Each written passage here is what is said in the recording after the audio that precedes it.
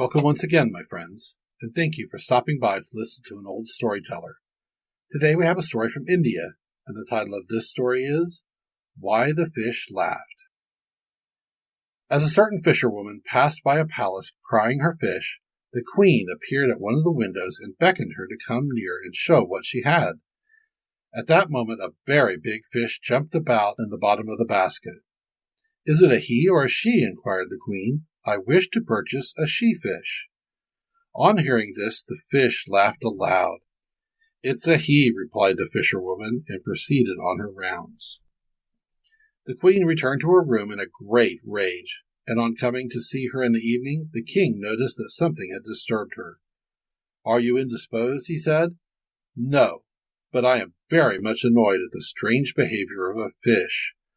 A woman brought me one today, and on my inquiring whether it was a male or a female, the fish laughed most rudely."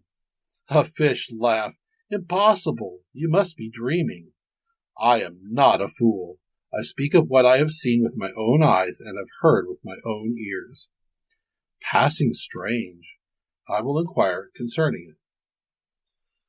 On the morrow the king repeated to his vizier what his wife had told him, and bade him investigate the matter and be ready with a satisfactory answer within 6 months, on pain of death. The vizier promised to do his best, though he felt almost certain of failure. For 5 months he labored indefatigably to find a reason for the laughter of the fish. He sought everywhere and from every one. The wise and learned, and they who were skilled in magic and in all manner of trickery, were consulted. Nobody, however, could explain the matter. And so he returned broken-hearted to his house and began to arrange his affairs in prospect of certain death, for he had had sufficient experience of the king to know that his majesty would not go back from his threat. Amongst other things, he advised his son to travel for a time, until the king's anger should have somewhat cooled. The young fellow, who was both clever and handsome, started off whithersoever Kismet might lead him. He had been gone some days, when he fell in with an old farmer, who also was on a journey to a certain village. Finding the old man very pleasant, he asked him if he might accompany him, professing to be on a visit to the same place. The old farmer agreed, and they walked along together. The day was hot, and the way was long and weary. "Don't you think it would be pleasanter if you and I sometimes gave one another a lift?" said the youth. "What a fool the man is," thought the old farmer. Presently they passed through a field of corn ready for the sickle, and looking like a sea of gold as it waved to and fro in the breeze. "Is this eaten or not?" said the young man. Not understanding his meaning, the old man replied, "I don't know." After a little while the two travelers arrived at a big village, where the young man gave his companion a clasp knife and said, "Take this, friend, and get 2 horses with it. But mind, bring it back, for it is very precious." The old man, looking half amused and half angry, pushed back the knife, muttering something to the effect that his friend was either a fool himself, or else trying to play the fool with him. The young man pretended not to notice his reply, and remained almost silent till they reached the city, a short distance outside which was the old farmer's house. They walked about the bazaar and went to the mosque, but no one saluted them or invited them to come in and rest. "What a large cemetery!" exclaimed the young man. "What does that mean?" thought the old farmer, calling this largely populated city a cemetery. On leaving the city, their way led through a cemetery, where a few people were praying beside a grave and distributing chapatis and kulchas to passers-by in the name of their beloved dead. They beckoned to the 2 travelers and gave them as much as they would. "What a splendid city this is," said the young man. "Now, the man must surely be demented," thought the old farmer. "I wonder what he will do next. He will be calling the land water and the water land, and be speaking of light where there is darkness, and of darkness when it is light." However, he kept his thoughts to himself. Presently they had to wade through a stream that ran along the edge of the cemetery. The water was rather deep, so the old farmer took off his shoes and pajamas and crossed over.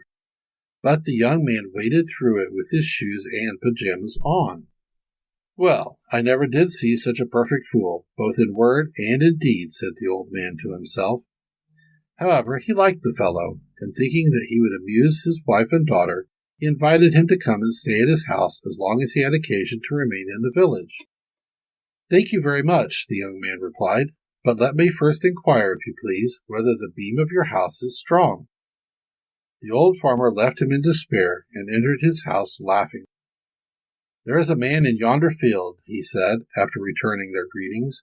"He has come the greater part of the way with me, and I wanted him to put up here as long as he had to stay in the village.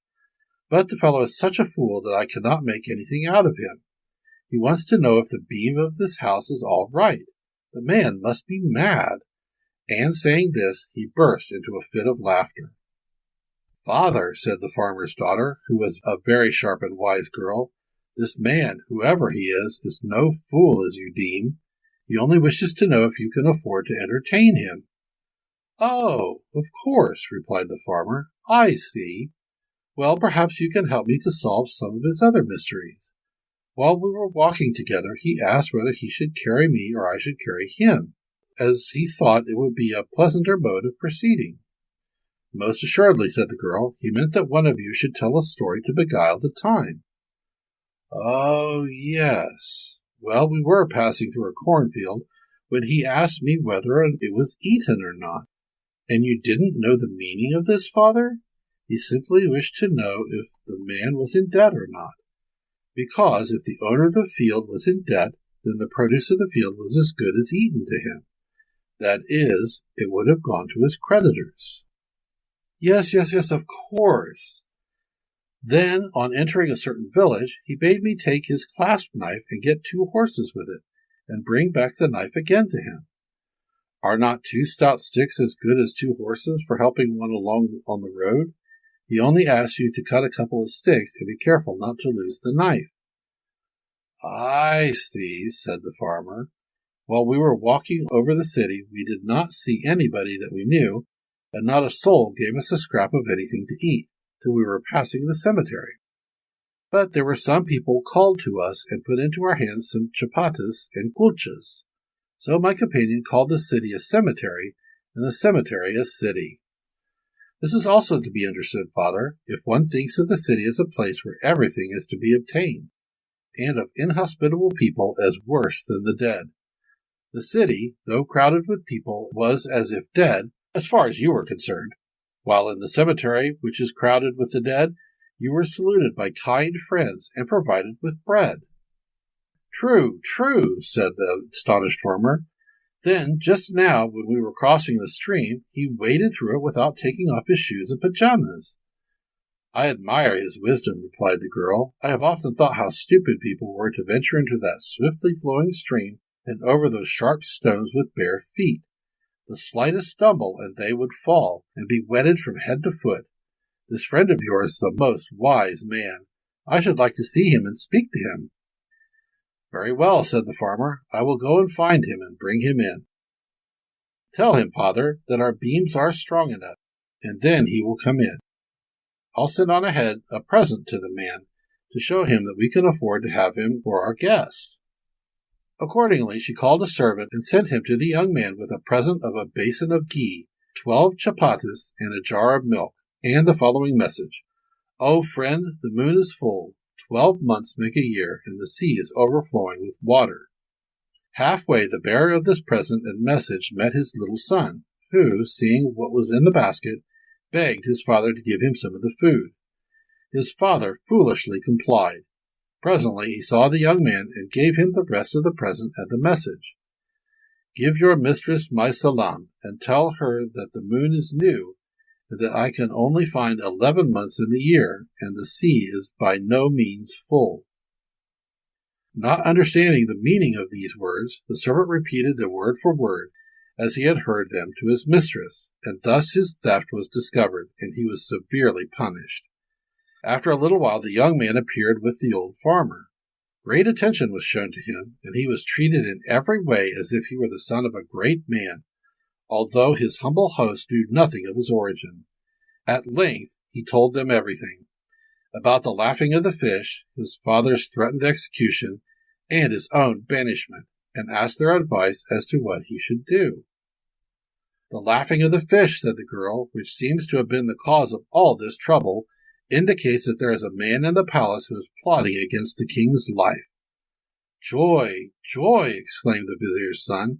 There is yet time for me to return and save my father from an ignominious and unjust death, and the king from danger. The following day he hastened back to his own country, taking with him the father's daughter.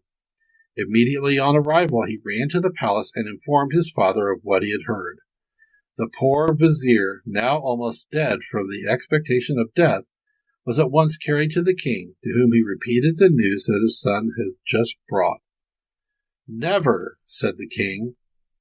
But it must be so, your majesty, replied the vizier, and in order to provide the truth of what I have heard, I pray you to call together all the maids in your palace and order them to jump over a pit which must be dug. We'll soon find out whether there is any man there. The king had the pit dug and commanded all the maids belonging to the palace to try to jump it. All of them tried, but only one succeeded. That one was found to be a man. Thus was the queen satisfied and the faithful old vizier saved. Afterwards, as soon as could be, the vizier's son married the old farmer's daughter, and a most happy marriage it was. Thank you once again for listening to this story. If you enjoyed this story, please press that like button. Also, please help an old storyteller out by subscribing to my channel.